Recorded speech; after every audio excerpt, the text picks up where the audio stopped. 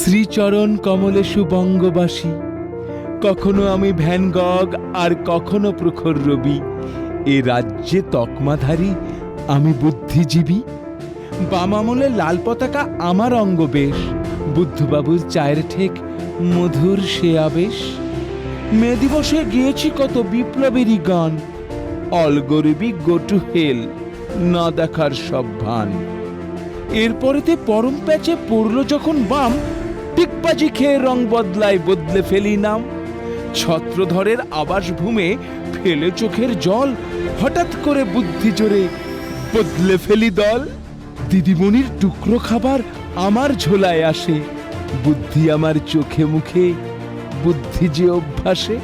দিদিমণি দিদিমণি বড্ড ভালো তুমি, সব কথাতেই সাই রইল তোমার চরণ চুমি। বিকাশ অনেক মানসী সব, বোকার হদ্দ যত, নিজের বুঝলো কোথায়, বকলো অবিরত। তেলের আমি, তেলের তুমি, তেলের বৃন্দাবন, রূপের বহর টলিপাড়ায় তেলই বড় ধন। এখন দেখি মেঘ করেছে, ওই ঝড় উঠেছে দলে, এবার বোধহয় নৌকোখানি ডুবলো বুঝি দুলে। পার্থ দাদা গরাদ ঘরে টাকা হলো মাটি, ফেললো যে দল গাড়বে যেতে যেমন আমের আটি। এবার আমি পাল্টি খাবো, সময় হয়ে এলো, ভাষণ ভূষণ বদলে নেব। ঠাকুর মুখটি তোলো, মোমবাতি সব রাখাই আছে, মিছিল হতে দেরি। দিদিমণি পচা তুমি, তোমার সঙ্গে আড়ি। বাদশাহ বিকাশ অনেক দলে আমিও মিশে যাব, দুধের মাছি হয়ে এবার মালাই চেটে খাবো। গায়ক আমি, নায়ক আমি, ছবিও আঁকি বেশ, গিরিকিটি আর রইব আমি মানবতার শেষ। ইতি স্বঘোষিত বুদ্ধিজীবী।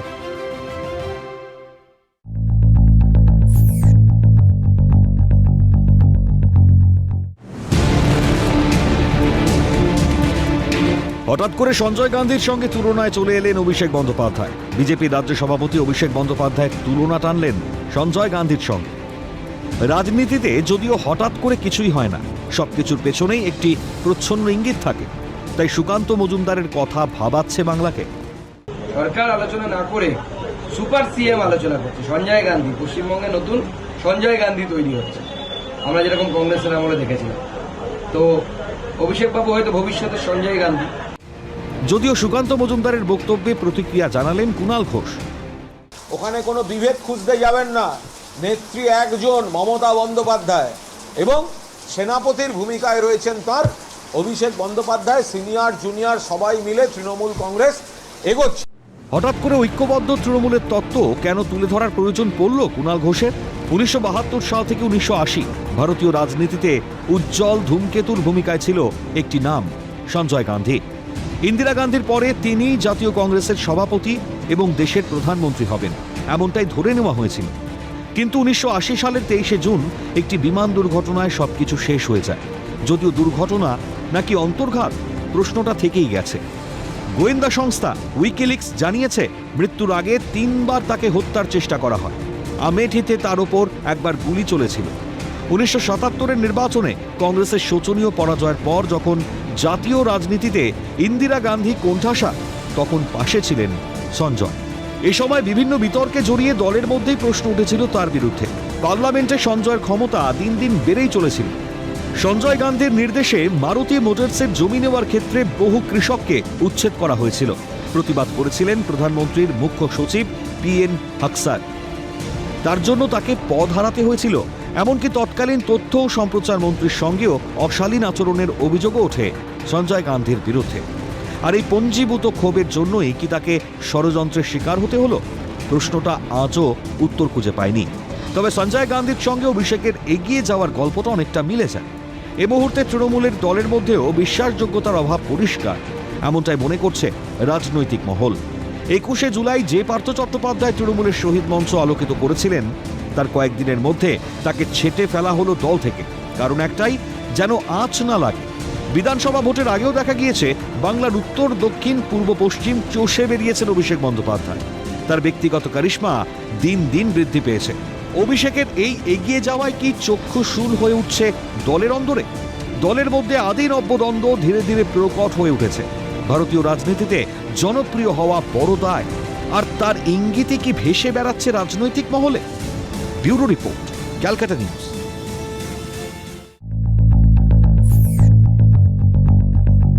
ভোট দেওয়া হবে বলেও জানান তিনি। ইন্টারোগেশন করার ফলে আমরা এমন কিছু গুরুত্বপূর্ণ তথ্য পেয়েছি যেটা থেকে বোঝা যাচ্ছে যে সেই সময় অনেক ইললিগাল মানি ট্রানজ্যাকশন হয়েছিল এবং সেগুলো কন্টাইতে যেটা দেখলে যা থেকে পাওয়া যাচ্ছে কন্টাইয়ের অনেকে তার সাথে যুক্ত ছিল এবং তারা কোনো না কোনোভাবে উপকৃত হয়েছে। আমাদের ইনভেস্টিগেশন যত আরও এগোবে আমাদের কাছে এ নিয়ে আরও তথ্য আমরা আরও সামনে আসবে আমাদের। সম্প্রতি কাঁথি পুরসভার চেয়ারম্যান কাঁথি থানায় একটি অভিযোগ দায়ের করে। তিনি বলেন, কাঁথি পুরসভা থেকে সারদা সংক্রান্ত ফাইল উধাও হয়ে গিয়েছে। তার পরিপ্রেক্ষিতেই সুদীপ্ত সেনকে জেরা করেন Kanthi police. Bureau report, Calcutta news.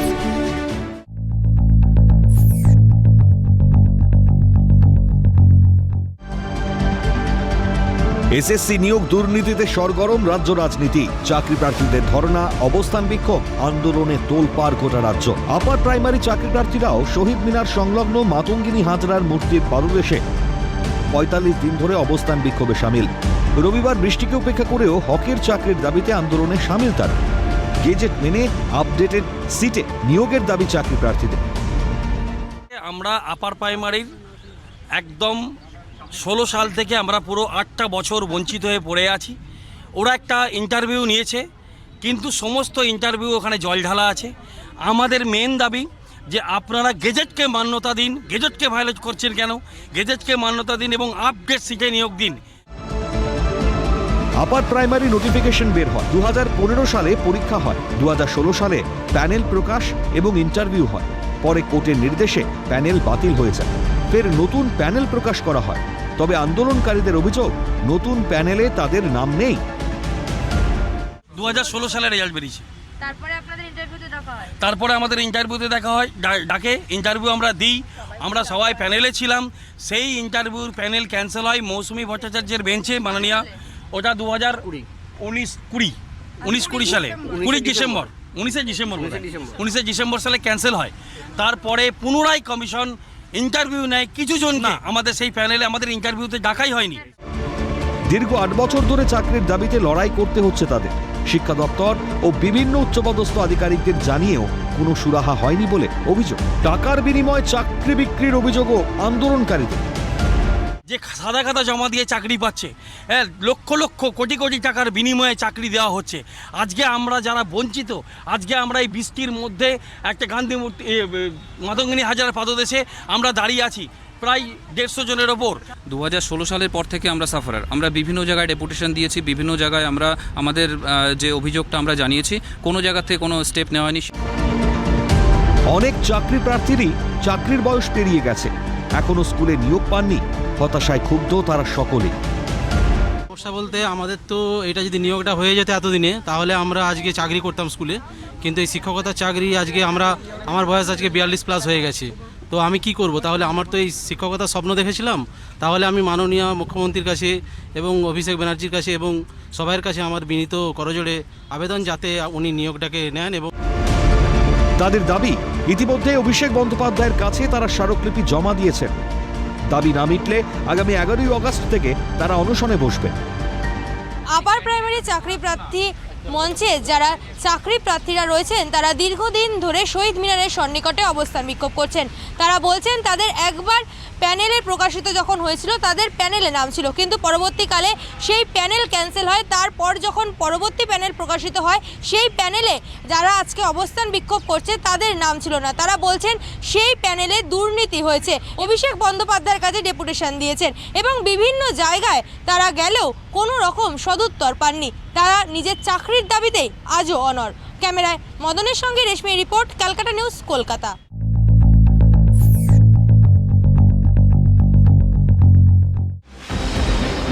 Partha Chattopadhyay শিক্ষামন্ত্রী থাকাকালীন নিয়োগে যে লাগামহীন দুর্নীতি হয়েছিল তা কার্যত জলের মতো পরিষ্কার। এর মধ্যেই এসএলএসটি চাকরি প্রার্থীদের সঙ্গে নিজের অফিসে ডেকে কথা বলেন তৃণমূলের সর্বভারতীয় সাধারণ সম্পাদক অভিষেক বন্দ্যোপাধ্যায়। শুধু এসএলএসটি চাকরি প্রার্থীদের সঙ্গেই দেখা করলেন কেন অভিষেক? কেন ব্রাত্য? টেট সহ অন্যান্য চাকরি প্রার্থীরা? তাদের সঙ্গেও দেখা করতে হবে অভিষেক বন্দ্যোপাধ্যায়কে। এই দাবিতে শনিবার ক্যামাক স্ট্রিটে তাঁর অফিসের বাইরে বিক্ষোভ দেখান টেট উত্তীর্ণ চাকরি প্রার্থীরা। যদিও সেখান থেকে পুলিশ তাদের টেনে হিচড়ে প্রিজন ভ্যানে তুলে দেয়। এসএলএসটি চাকরি প্রার্থীদের অভিষেক বন্দ্যোপাধ্যায় আশ্বাস দিলেও নিয়োগের দাবিতে এখনও অবস্থান বিক্ষোভ চালিয়ে যাচ্ছেন তারা। এদিন তাদের সঙ্গে দেখা করে পাশে থাকার আশ্বাস দেন বিজেপির রাজ্য সভাপতি সুকান্ত মজুমদার। ছিলেন বিজেপি নেতা কল্যাণ চৌবেও। চাকরি প্রার্থীদের সঙ্গে স্লোগানেও অংশ নেয় বিজেপি।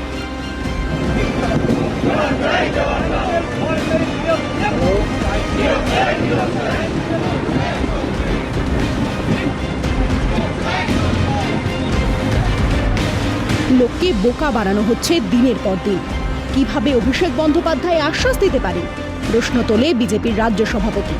পাশে থাকার আশ্বাসও দেন তিনি। লোককে বোকা বানানো হচ্ছে দিনের পর দিন, এ তো নতুন কিছু নয়। আশ্বাস কে দিতে পারেন? রাজ্যের শিক্ষামন্ত্রী দিতে পারেন, রাজ্যের মুখ্যমন্ত্রী দিতে পারেন, প্রশাসনিক প্রধান দিতে পারেন, সরকারি অফিসার দিতে পারেন। হুই ইজ অভিষেক বন্দ্যোপাধ্যায়? সে কিভাবে দিতে পারে? এ তো সুপার সিএম নাকি? তার তো কোনো পদ নেই সেই আশ্বাস দেওয়ার জন্য। একজন সাংসদ রাজ্যের, সে আশ্বাস দিতে পারে না। সে দলের প্রধানও না। তাকে কি সুপার সিএম তৈরি করা হচ্ছে? ইন্দিরা গান্ধীর আমলে সঞ্জয় গান্ধী যেরকম সুপার পিএম বলা হতো, তো বাংলার নতুন সঞ্জয় গান্ধী কি হচ্ছে অভিষেক ব্যানার্জি ইন মেকিং? 504 দিন ধরে আন্দোলন চালিয়ে যাচ্ছেন তারা। নিয়োগ না হওয়া পর্যন্ত তারা আন্দোলন চালিয়ে যাবে বলে জানান চাকরি প্রার্থীরা। আমরা 9 to 12 অল মেরিট না নিয়োগ, আমাদের উপরে যতই কষ্ট হোক না কেন আমরা না নিয়োগ উঠবো না। আমরা নিয়োগ চাই এবং আমরা আশা করছি অতি দ্রুত আমাদের সমস্যার সমাধান হবে। আমাদের সাথে আলোচনা হয়েছে অভিষেক ব্যানার্জির এবং উনি মোটামুটি ওনার দিক থেকে 100% চেষ্টা করবেন বলে আশ্বাস দিয়েছেন। আমরা মনে করছি আগামী 8 তারিখ যে আমাদের দ্বিতীয় মিটিং হওয়ার কথা, সেখানে আমাদের এই নিয়োগের জট খুলবে এবং আমরা সবাই নিয়োগ পাবো, এটাই আমরা এখন আশা করছি। কবে নিয়োগপত্র হাতে পাবেন তারা? অজানা উত্তরের অপেক্ষায় রোদ বৃষ্টি উপেক্ষা করে রাজপথে আন্দোলনরত চাকরি প্রার্থীরা। ক্যামেরায় লিসেন রুথ ও সায়ন চক্রবর্তীর সঙ্গে হীরক বোস ও সুদীপ্ত পালের রিপোর্ট, ক্যালকাটা নিউজ।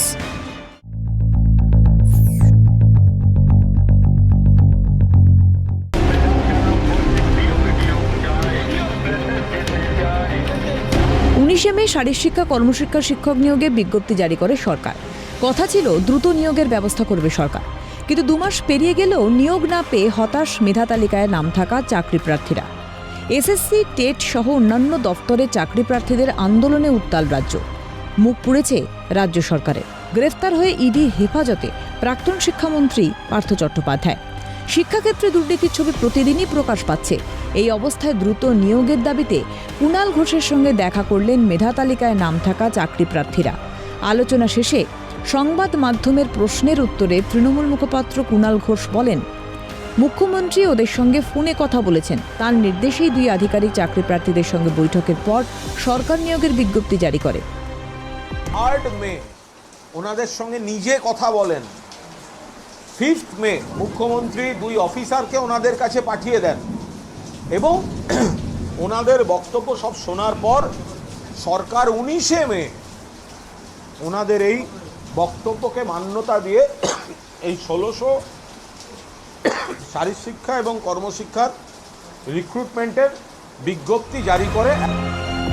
এখানেই প্রশ্ন উঠছে, সরকার দ্রুত নিয়োগের বিজ্ঞপ্তি জারি করলেও এখনো কেন নিয়োগ পেলেন না চাকরি প্রার্থীরা? এই প্রসঙ্গে কুণাল ঘোষ বলেন, সার্ভার রুমের অ্যাক্সেস পাওয়া গেলেই নিয়োগ প্রক্রিয়া শুরু হবে। সার্ভার রুমটার অ্যাক্সেস এসএসসি যে মুহূর্তে পেয়ে যাবে, তারপরেই ওনাদের কাউন্সেলিং বা ওনাদের যে পরবর্তী স্টেপ সেটা শুরু করা সম্ভব হবে বলে দুপক্ষই, অর্থাৎ ওনারা এবং যারা ওনাদের নিয়োগ করবে তারা দুপক্ষই আশাবাদী। যদি হয়ে যায় খুবই ভালো, এবং মুখ্যমন্ত্রী এত দ্রুততার সঙ্গে এই গোটা বিষয়টায় সাড়া দিয়েছেন, রেসপন্ড করেছেন, ব্যবস্থা নিয়েছেন, সিদ্ধান্ত নিয়েছেন, তাতে আন্দোলনকারীরা মুখ্যমন্ত্রীকে আন্তরিকভাবে ধন্যবাদ এবং কৃতজ্ঞতা জানাচ্ছেন। তৃণমূল নেতার সঙ্গে সাক্ষাতের পর আশার আলো দেখছেন অপেক্ষারত চাকরি প্রার্থীরা। তবে তাদের আক্ষেপ, আইনি জটিলতা না থাকা সত্ত্বেও নিয়োগ হচ্ছে না। আজও পর্যন্ত কোনো আইনি জটিলতা না থাকা সত্ত্বেও নিয়োগ হচ্ছে না। আজ বিগত 19 তারিখে সেটা বিকাশ ভবন থেকে নোটিফিকেশান করা হয়েছিল, কিন্তু আজ জুলাই মাস শেষ হয়ে যাওয়া সত্ত্বেও নিয়োগ পায়নি। তৃণমূল নেতা কুণাল ঘোষ শারীর শিক্ষা কর্মশিক্ষায় নিয়োগ বিলম্বের জন্য সার্ভার রুমের তত্ত্ব খাড়া করলেও এখনও অনিশ্চিত মেধা তালিকায় নাম থাকা চাকরি প্রার্থীদের ভবিষ্যৎ। ক্যামেরায় সন্দীপ পালের সঙ্গে রাজা সাহার রিপোর্ট, ক্যালকাটা নিউজ।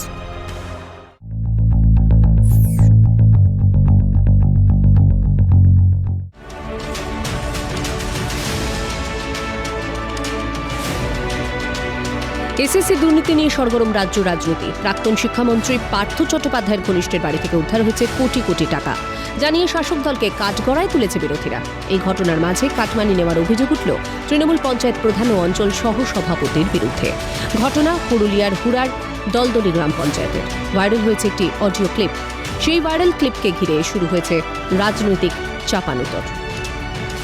3 লাখ শোনো ওটা প্রধানকে একটু বোঝা দরকার, যেগুলো এমন কোন লয়। বহু কষ্টের মধ্যে করেছে, সেই দুঃসময়ে তোমরা পয়সা দিয়েছ। মোটামুটি কত টাকার কাজ ছিল? 3,70,80,000 টাকার মনে হয় কাজ ছিল। তার এগনেস্টে 50,000 টাকা আমি তোমাকে 3,89,000 বোধ হয় এটা দেখলাম। হ্যাঁ, যাই হোক 3,89,000, তাহলে তোমাকে ওইটার এগনেস্টে 50,000 টাকা আমি নগদ দিলাম, ঠিক আছে? এরপরে যদি আরো আমরাকে দিতে হয় তা আমাদের এইখানটা কোনখানটা পয়সা বাঁচবে? হ্যাঁ বলো কি বলছে আলাউদ্দিন, ওর সঙ্গে ইয়াটা ছেড়ে দাও। আর তাহলে আমারটা বলছে কি? তাহলে আমারটা তোমার মিষ্টি খাওয়াটা ও কি বলছে? ও কি বলছে? ও তো তোমাকে পুরস্কার ভুলিয়ে দিল। হ্যাঁ, ও তো 2-3,000 আমাদের তখনই দেয়নি, তো ও বললো যে আর আমি দিতে লাগবো, ওটা লস হয়ে যাবো। তাহলে আমি কি মানে এখানে ফালতুই বসে আছি দাদা? এত টাকার কাজ দিচ্ছি আর আমার কিছুই নেই। তাইলে তুমি কথা বলছো বলো? আমার যেটা বটে আমার সেইটা দিলেই হইলো। আমি তার বাইরে তো আমি বলতেও যাই না, আর আমি নিতেও যাবো না তার বাইরে। 50,000 কাটমানি নেওয়ার পরে আরও টাকা দাবি করা হয়েছে। ভাইরাল হওয়া অডিও ক্লিপের কথোপকথনে বেআইনি আর্থিক লেনদেনের বার্তা স্পষ্ট। জানা গিয়েছে একটা টেন্ডার প্রক্রিয়া নিয়ে বেশ কিছুদিন ধরে ডামাডোল চলছিল। সেই টেন্ডারের বিল পাশ করাতে টাকা চান দলদলি পঞ্চায়েত প্রধান সরস্বতী বাসকে। ওয়ার্ক অর্ডার দিয়ে আমাকে কাজ করা হয়েছিল, দিয়ে ওইটাতে আমাকে টাকার দাবিও করেছিল। টাকার দাবিটা করেছিল অঞ্চল সহসভাপতি দেবু মল্লিক। 50,000 টাকা রীতিমতো ওকে আমি দিয়েওছি, তার অডিও রেকর্ডিংও আছে। আর ওই কাজটা করার পূর্বে আমি বিলটা সাবমিট করি। বিলটা সাবমিট করার পরে আমাকে প্রধান আবার দাবি করে যে আমাকে এক্সট্রা আলাদা দিতে হবে। ওয়ার্ক অর্ডার তুলতে যাওয়ার সময় দাবি করেছিল 15,000 টাকা আমাকে না দিলে আমি কিন্তু কোনো মতেই ওয়ার্ক অর্ডারটা দিব নাই। যদিও টাকা নেওয়ার বিষয়টি অস্বীকার করেন পঞ্চায়েত প্রধান সরস্বতী বাসকে। উনি যেটা বলছেন সেটা সম্পূর্ণ ভুল। কারণ আমরা তার কাছ থেকে টাকা পয়সার বিষয় মানে কোনো ওনার কাছে চাওয়া হয়নি। বিষয়টা উনি আমাদের বোর্ডের সঙ্গে নানা রকম মানে দুর্ব্যবহার করার জন্য, আমার সাথে মানে উনি একটু অশ্রাব্য ভাষায় কথা বলার জন্য আমার বোর্ড সিদ্ধান্ত, আমরা সবাই আমার বডি সবাই সিদ্ধান্ত নেওয়ার পর ওনাকে আমরা ব্ল্যাক লিস্টে নিয়ে গেছি। আপনি টাকা চাননি বলছেন? না, চাইনি। উনি ক টাকা দিয়েছেন প্রমাণ করতে পারবেন যে হ্যাঁ দিয়েছেন? একটা ভিডিওতে লিখিত অভিযোগ করেছেন 15,000 টাকা একটা আপনার ওর ভাই কাজ করে এখানে, আপনি অ্যাট্রোসিটি মানে ব্যাপারটা হচ্ছে উনি লিখিত আকারে ভিডিও স্যারকে কি জানিয়েছে আমি ঠিক সেটা বলতে পারছি না। উনি কি বিষয়ের উপরে উনি লিখেছেন আমি সেটা ঠিক বলতে পারছি না। আপনাদের কাছ থেকে আমি যেটা শুনলাম এটা কিন্তু আমি ঠিক মেনে নিতে পারছি না যে 15,000 টাকা না কি, আমি এই টাকা পয়সার ব্যাপারে আমি জানি না।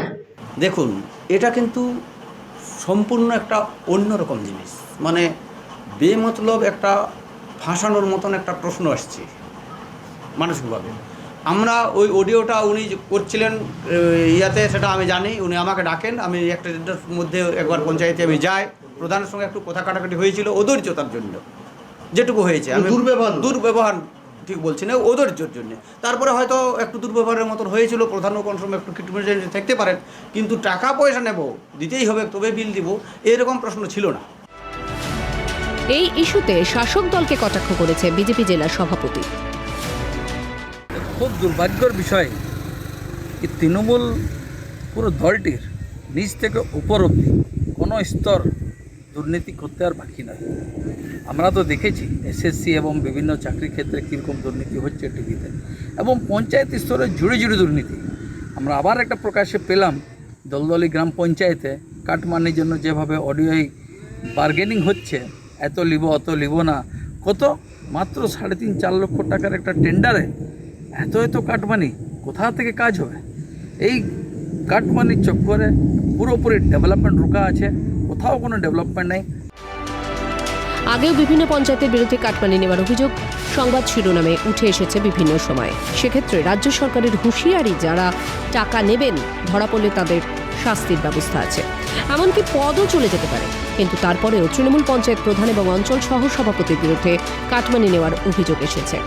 ভাইরাল অডিও প্রকাশ্যে আসতেই সরগরম হয়ে উঠেছে পুরুলিয়ার রাজনীতি। পুরুলিয়া থেকে দীপক রামের রিপোর্ট, ক্যালকাটা নিউজ।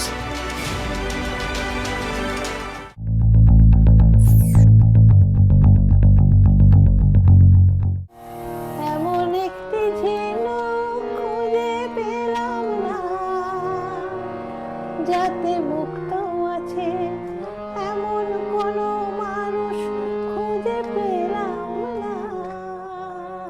পরিচিত মহলে তিনি ঝামেলাদি।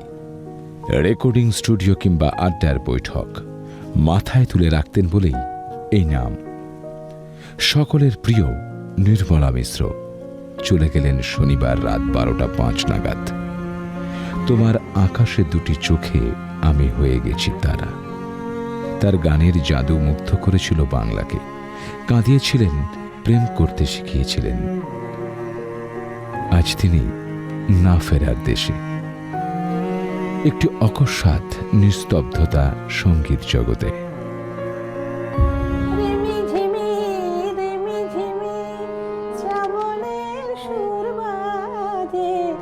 নন্দিত বনয় উল্লাসে বুঝি নাচে, ছন্দে ছন্দে রঙ্গে রঙ্গে অন্তর মোরে লাগে। রিমি ঝিমি রিমি ঝিমি তোতা পাখি রে শেকল খুলে। চেতলার বাড়িতে হৃদরোগে আক্রান্ত হয়ে শেষ নিঃশ্বাস ত্যাগ করেন শিল্পী। দক্ষিণ 24 পরগনার মজিলপুরে 1938 সালে জন্মগ্রহণ করেন ও তোতা পাখিরের জনপ্রিয় গায়িকা নির্মলা মিশ্র। বাবা পণ্ডিত মোহিনী মোহন মিশ্র ছিলেন বিখ্যাত গায়ক। পরে বাবার চাকরি সূত্রে কলকাতায় চলে আসেন। ছোট থেকেই সঙ্গীতের আবহে বড় হয়ে উঠেছেন নির্মলা মিশ্র। কৈশোর থেকেই তার সুরের জাদু মন জয় করেছে সঙ্গীত প্রেমীদের। স্বপ্ন আমার সত্যি হবে, দেখবো যেদিন সব ঝিনুকেই মুক্ত আছে। সব মানুষের বুকের মাঝে সত্যিকারের ভালোবাসার হৃদয় আছে। 1960 সালে শ্রীলোকনাথ ছায়াছবির গানে সঙ্গীত জগতে পদার্পণ করেন নির্মলা মিশ্র। সারা